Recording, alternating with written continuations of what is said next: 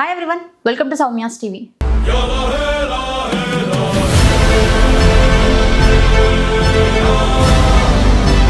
Betting యాప్లు వద్దురా బాబు అని ఎన్నిసార్లు చెప్పినా కూడా మళ్ళీ కొంతమంది సిగ్గు లేకుండా అవే యాప్లని ప్రమోట్ చేస్తున్నారు. ఇంకొంతమంది ఎంతో తెలివిగా ప్లాన్ చేసి చేస్తున్నారంటే దీనివల్ల మనీ లాస్ అవుతారు, మీరు దీన్ని ఆడొద్దు అనుకుంటూనే దాని పేర్లు చెప్పుకుంటూ రివర్స్ గేమింగ్ ఆడుతున్నారనమాట. ఇంతమంది మహానుభావుల్ని డబ్బు కోసం ఇన్ని రకాలుగా కకృతి పడే నీచమైన మనుషులని నేను ఈ బెట్టింగ్ యాప్ల ద్వారానే చూస్తున్నా. సరే, ఈ బెట్టింగ్ యాప్ల వల్ల ఎంతోమంది ప్రాణాలు కోల్పోయారు అంటే ఇప్పుడు జరిగిన ఈ ఘటన మాత్రం దీని గురించి మనం చెప్పాలనుకుంటే ఇట్లాంటి scenes never before ever after అని చెప్పుకుంటారు కదా, అట్లుంది సిచ్యువేషన్. అసలు ఏం జరిగింది అనుకుంటున్నారా? చెప్తేనండి. కన్న తండ్రి డబ్బుల కోసం ఏమైనా అడిగితే కన్న తండ్రినే హతమార్చే అంత కిరాతకమైన కొడుకులు ఉన్నారంటారా? వద్దురా బాబు, ఇది మంచి దారి, ఇది చెడ్డదారి, ఇంట్లో ఓకని చెప్తే తండ్రి మీదనే మండిపడే కొడుకులు ఉంటారేమో, కానీ ఆ కోపంలోనే తండ్రిని హతమార్చే అంత దుర్మార్గమైన పని మాత్రం ఎవ్వడూ చెయ్యడు. అసలు ఈడెవడు, ఎందుకు చేసిండు ఒక్కసారి ఇనూరి మీకే అర్థమవుతుంది. గచ్చిబౌలిలో డబ్బులు కోల్పోయిన కుమారుడు తండ్రిని హతమార్చాడు. గచ్చిబౌలి పోలీసుల వివరాలు ఏం చెప్తున్నారంటే, హనుమంత్ నాయక్కి 38 సంవత్సరాలు. భూమి తాకట్టు పెట్టి తెచ్చిన డబ్బును కుమారుడు రవీందర్ 19 సంవత్సరాలు వాడికి ఇచ్చిండు. అసలు ఈయన చేసిన తప్పేందంటే పైసలు తెచ్చి ఈడు అడగంగానే ఈయనకి ఇచ్చుడు, తెచ్చి ఇచ్చిండు.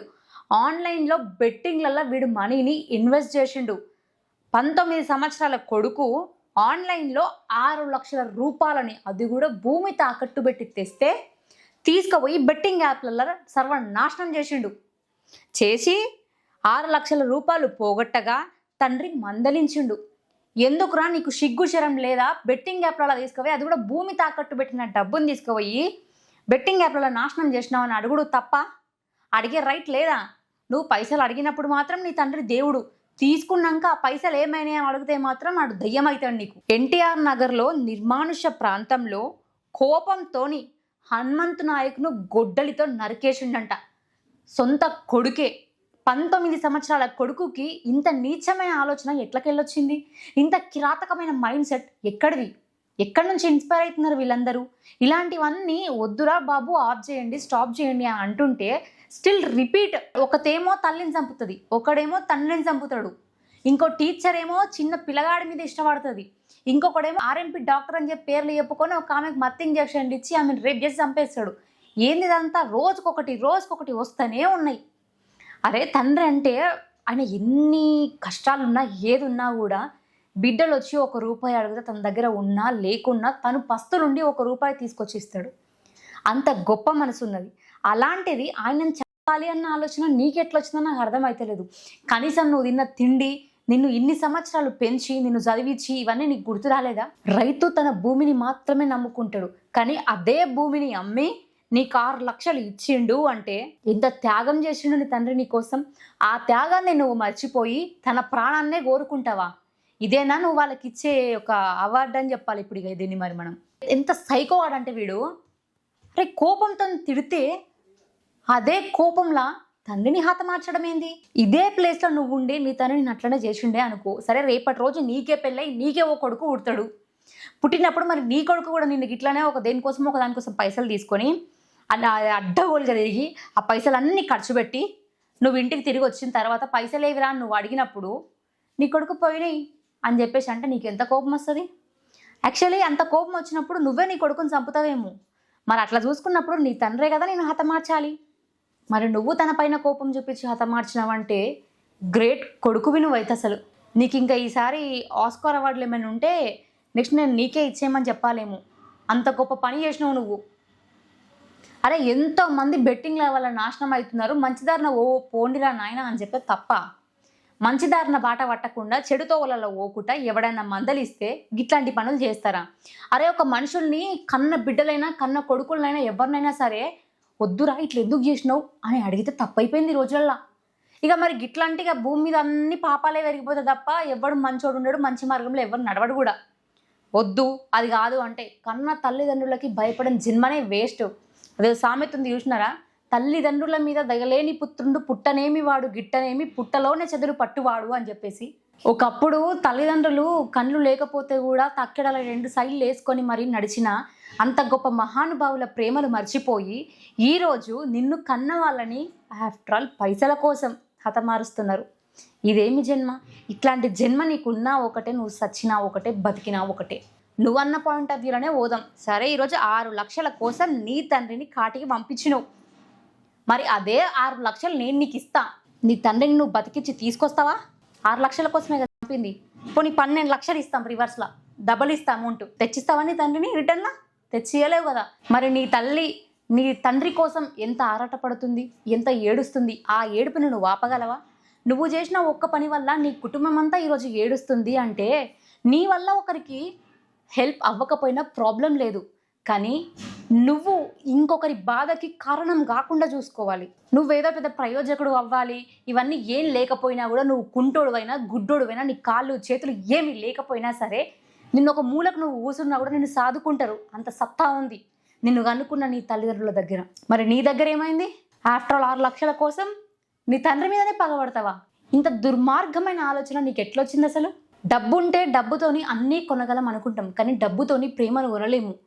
డబ్బుతోని మీ తండ్రి నీ పైన ఎంతైతే మమకారాన్ని చూపించిండో ఆ మమకారాన్ని నువ్వు తెచ్చుకోలేవు. తల్లిదండ్రులు లేని వాళ్ళకి ఆ బాధ అర్థమవుతుంది, కానీ ఉన్న వాళ్ళు తల్లిదండ్రులను చంపుకుంటున్నారు. తండ్రి లేకపోతే ఆ లైఫ్ ఎట్లుంటుంది, ప్రతి ఒక్కడు ఎన్ని మాటలు అంటాడు తెలుసు నాకు అవన్నీ. కానీ ఇట్లా ఉన్నోళ్ళు చంపుకుంటున్నారు. రేపటి రోజు నీ తండ్రి ఎవరు, ఎట్లా చచ్చిపోయాను అంటే నా తండ్రిని నేనే చంపిన, నా చేతులలో నేనే నాశనం చేసిన అంటే ఎవడైనా ఎంత చిల్లర్ కానివి నువ్వు, ఎంత చీప్ మెంటాలిటీ అని ఎంత గలీజ్గా చూస్తారు. అవసరం ఆ పేరు నీకు? కొంతమంది పేరెంట్స్ కూడా ఎట్లున్నారంటే కొడుకు చేసేది తప్పని తెలిసినా కూడా ఏం అనలేకపోతున్నారు. ఎందుకో తెలుసా? ఇగో ఇట్లాంటి వాళ్ళు ఉండబట్టికి మళ్ళీ వీడేడ నాశనం అవుతాడో, వీడు కూడా మళ్ళీ కుటుంబం మీద ఏడ పగబడతాడో అని ఆలోచించాల్సి వస్తుంది. ఇంత దారుణంగా తయారయ్యారు జనాలు. అరే, ఈ బెట్టింగ్ యాప్లో వద్దురా వద్దురా అంటుంటే స్టిల్ ప్రమోషన్ చేసే గాడిదలకు చెప్తున్నా, ఆపూర్ ఇప్పటికైనా. ఇట్లనే చేసిరనుకో లైఫ్ టైం సెటిల్మెంట్ జైల్లోనే ఉంటుంది మీకు. ఇక జైల్లో పోయి చిప్పకూడదు నువ్వు లైఫ్ అంతా. స్టిల్ ఇన్నిసార్లు చెప్పి సజ్జనార్ సార్ అంత యాక్షన్ తీసుకున్నాక కూడా సిగ్గు లేకుండా ప్రమోషన్లు చేస్తున్నారు.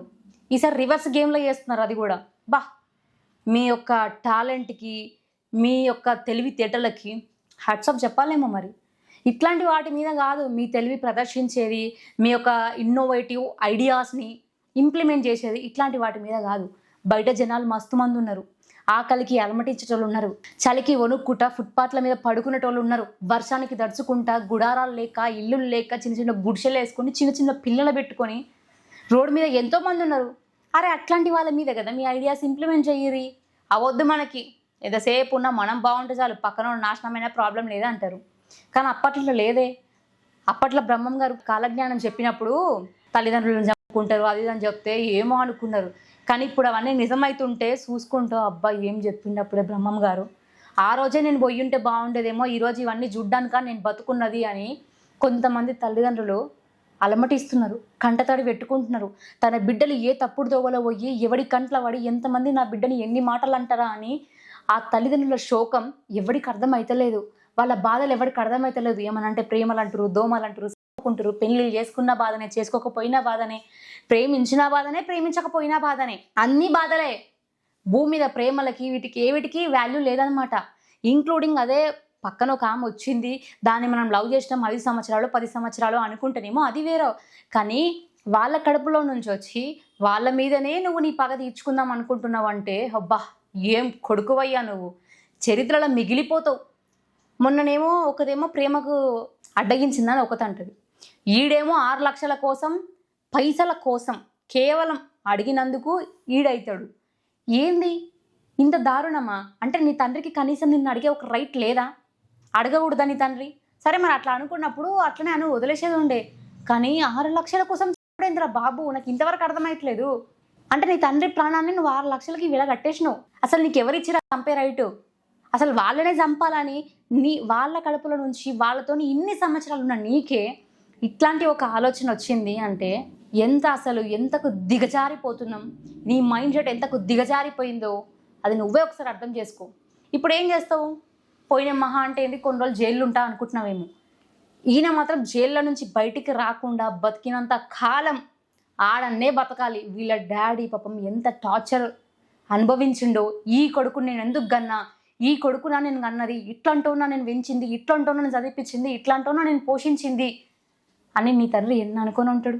అసలు తల్లిదండ్రులు కొడుకుని ప్రయోజకుని చేయాలి, అదే పైసలతోని వాడు ఒక మంచి పొజిషన్లో ఉంటే చూసి సంతోషపడాలి అనుకుంటారు. కానీ వీడు చేసిన ఈ పని ఎంత దుర్మార్గమైందంటే అబ్బబ్బబ్బ, వీడి గురించి మాట్లాడుతుంటే నాకైతే ఎంత కోపం వస్తుందంటే అంత కోపం వస్తుంది.